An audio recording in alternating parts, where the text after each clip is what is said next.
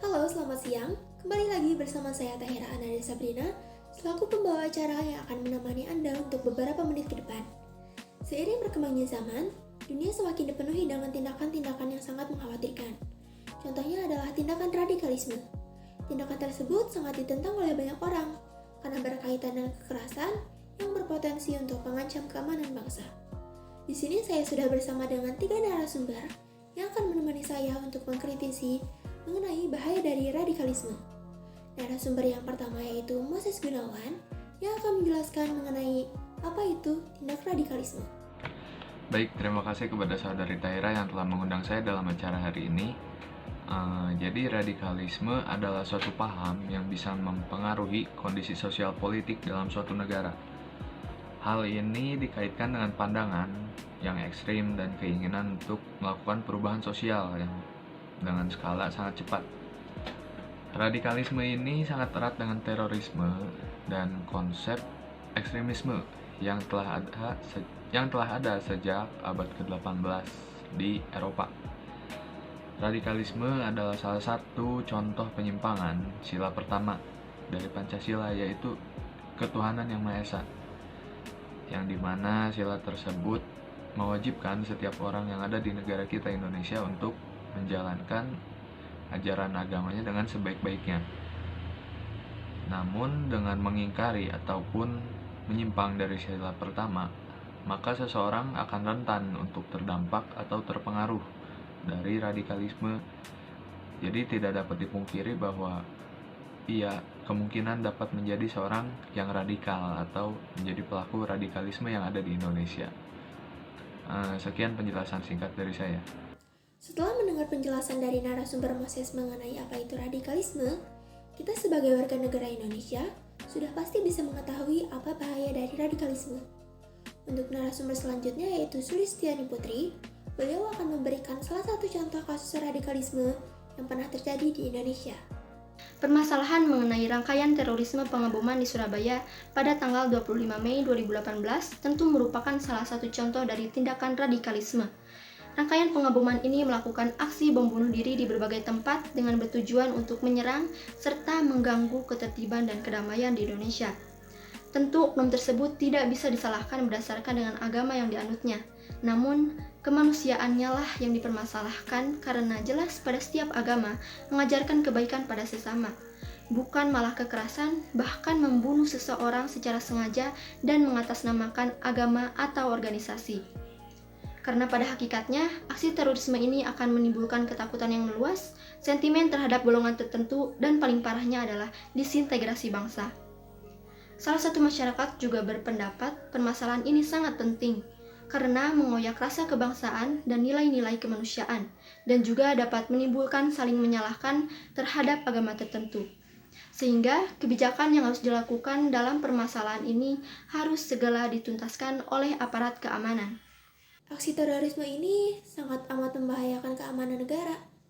Lantas, tindakan apa yang diambil oleh pemerintah untuk mengatasi hal tersebut? Setelah terjadinya kasus terorisme pengeboman di Surabaya, saat itu pemerintah segera mengeluarkan kebijakan dengan mengesahkan revisi Undang-Undang Nomor 15 Tahun 2003 tentang pemberantasan tindak pidana terorisme. Substansi pengaturan yang dimuat dalam undang-undang baru di bidang tindakan terorisme ini tidak hanya berbicara tentang pemberantasan, tetapi juga perubahan terhadap aspek pencegahan, penanggulangan, pemulihan, kelembagaan, dan pengawasan. Hal ini setidaknya bisa menjadi payung hukum bagi aparat dalam penguatan kewenangan terhadap instansi-instansi yang memiliki tanggung jawab dalam penanggulangan terorisme untuk dapat bekerja lebih profesional dalam menangkal dan menanggulangi radikalisme dan terorisme yang terjadi selama ini. Aparat penegak hukum harus lebih mempertegas dan bisa lebih mampu dalam melakukan upaya pencegahan dan penindakan pada penyebaran paham-paham radikal.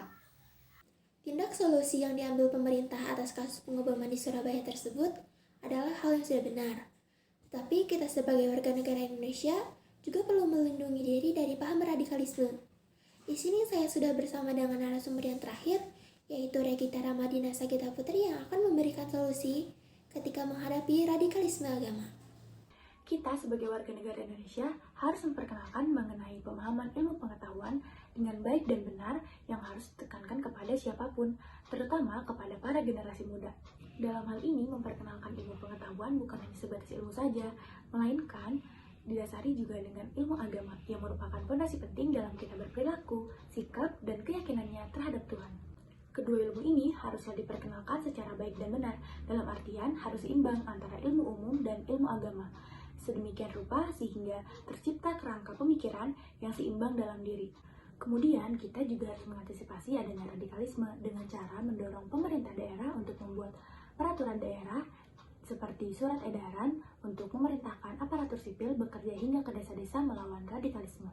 Selain itu juga kita bisa membentuk forum untuk menjaga kerukunan umat beragama, tim penanggulangan terorisme dan juga aparat di daerah harus mengawasi keberadaan kelompok tertentu semisal warga negara Indonesia yang baru pulang dari luar negeri dan berpotensi untuk membawa paham radikal yang menjadi ancaman bagi bangsa.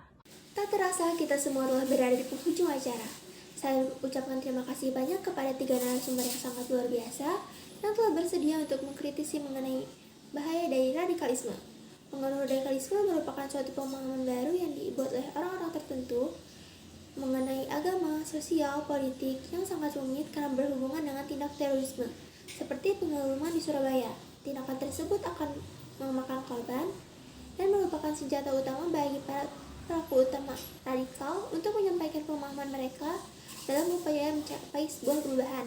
Dalam hal ini tentunya bukan hanya pemerintah saja yang harusnya mencegah dan mengatasi hal tersebut, tetapi kita sebagai warga negara Indonesia juga harus ikut berkontribusi untuk mencegah hal tersebut, terutama para mahasiswa sebagai agent of change atau agen perubahan.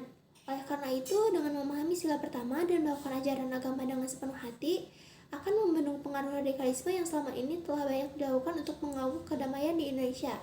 Karena pada dasarnya, setiap agama tidak mengajarkan kekerasan dan hanya mengajarkan hal-hal baik saja.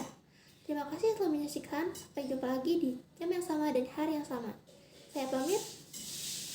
Sampai jumpa.